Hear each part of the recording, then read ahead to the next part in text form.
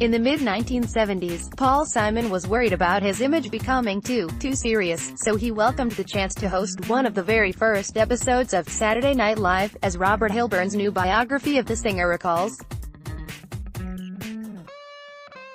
For a few moments early in his show Tuesday night at the Hollywood Bowl, the first of 3 farewell tour gigs at the venue, he put on the turkey suit, figuratively speaking, and did some solemnity-dispelling shtick.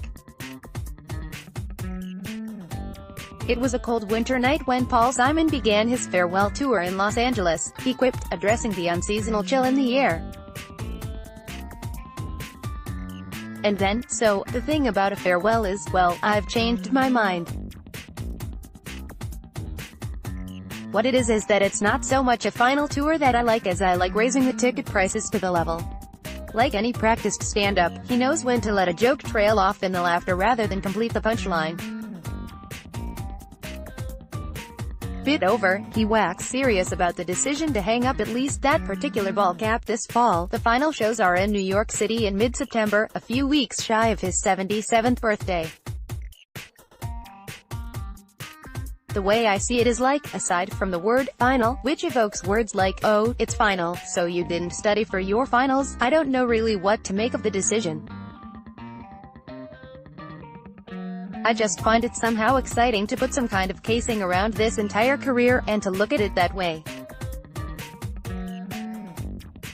So, I don't intend to stop writing music, or playing it. A message in the souvenir program gets more specific, with Simon saying he anticipates doing the occasional performance in a, hopefully, acoustically pristine hall. For charity, Simon's opening bowl bow ran a generous 2 hours and 20 minutes, and only occasionally was there lull enough to think about the tens of thousands of man-hours devoted in a 61-year career to caring about music enough to constantly learn new tunings, types of poetic expression and international idioms, even as most of his contemporaries were content to ride on the fumes of early genius.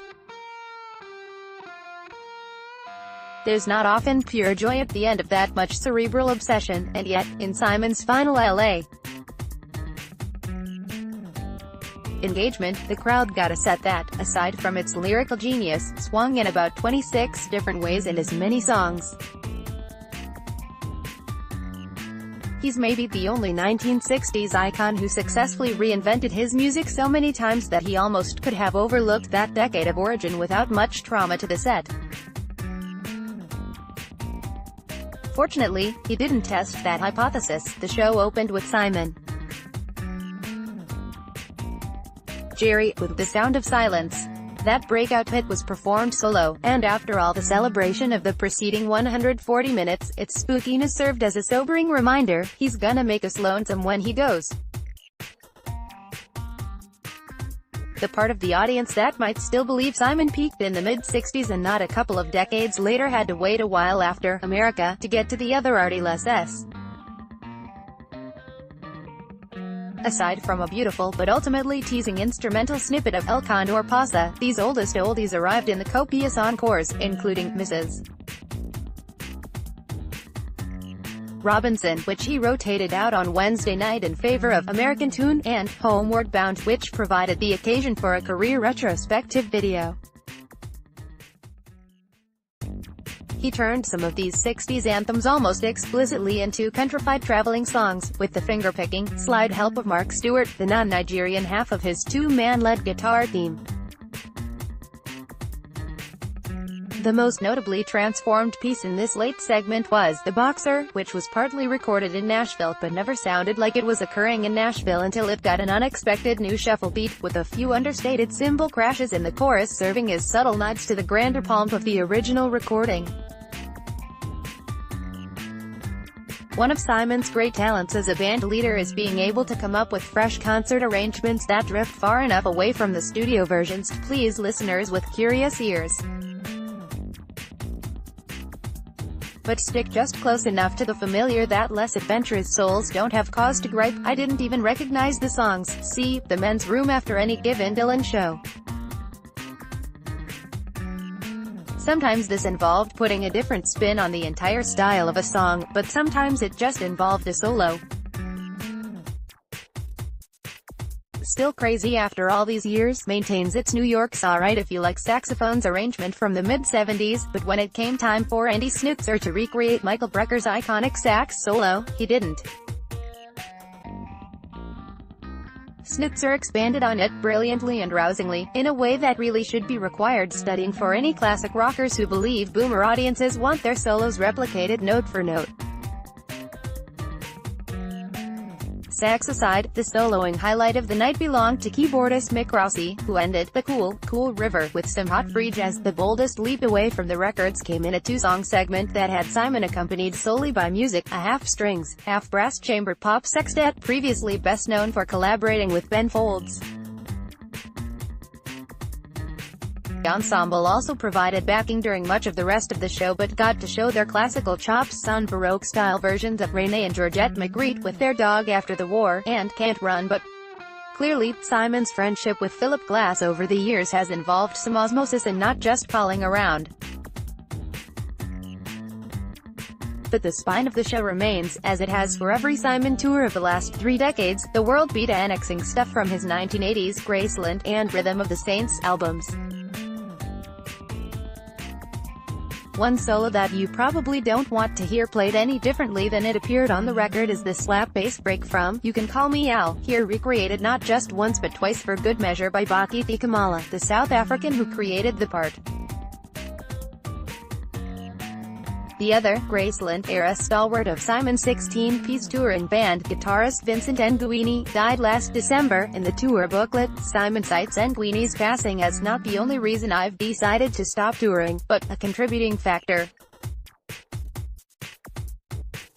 He's been replaced by a young Nigerian guitarist, Biodun Kuti, who shines throughout the show as the exotic funk counterpoint to Stewart's Americana moves, and who gets a particular workout on the set's most specifically Brazilian number, Spirit Moves. What kind of shape is Simon himself in? The demanding Bridge Over Troubled Water, you will notice, is not part of the farewell setlist, but while the set is dotted with more conversational songs that don't require Garfunkel-esque voice soprano chops, there are still plenty of songs that take place in a far higher key than the average 76-year-old man would have been capable of at 26. There was some unnecessary roughness in the opening minutes when the singer held a note in 50 Ways to Leave Your Lover, perhaps a few seconds longer than a more risk-averse veteran might have, but it was also an encouraging sign that Simon does not intend to hold anything back as he scoots toward the touring exit.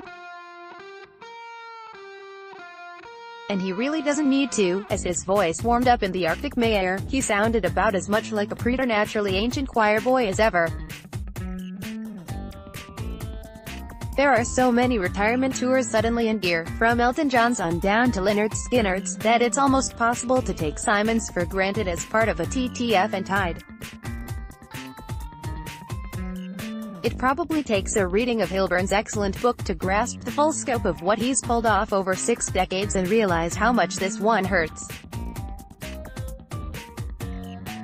Although Simon said on stage that he'll keep writing songs, he hints toward the end of the biography that he might actually quit that too, and focus on retrospective projects. The tour book includes a link to download 6 pre-release songs from a long-promised revival album, Alternate Tunings, Rare and Unreleased, which hasn't been officially announced yet, and mentions another mystery project, In the Blue Light, due in September. The 2-year-old Stranger to Stranger album showed Simon still working at pretty close to the peak of his powers. He only performed one song from that recording at the Bowl wristband, but it encapsulated the casual greatness of so much of his catalog, in the way that it used an idea so easily digestible that even the majority of the crowd that hadn't bought the album could understand and laugh at. A rock star is reduced to being excluded with the hoi polloi when a bouncer demands to see his credentials, and then took that colloquial mirth as a jumping-off point to suggest something more profound about the societal anger of exclusion. Apart from all that, it also had an utterly slamming stand-up bass solo. In the final encore, Simon's own pick for his best late-period song, Questions for the Angels, mixed mundane details, a Jay-Z reference, with a mystical, a surprising declaration of belief in heavenly beings. And then that somber closing, Sound of Silence, proved that the morose child was father to the more spiritual man. Whichever message you took away from that pair of contrary closers, never let it be said that Simon didn't ace his finals. He wraps up his Hollywood Bowl run Monday, May 28. The tour's final shows are set for Madison Square Garden Sept. 21 to 22 and a yet-to-be-announced New York City gig Sept. 23.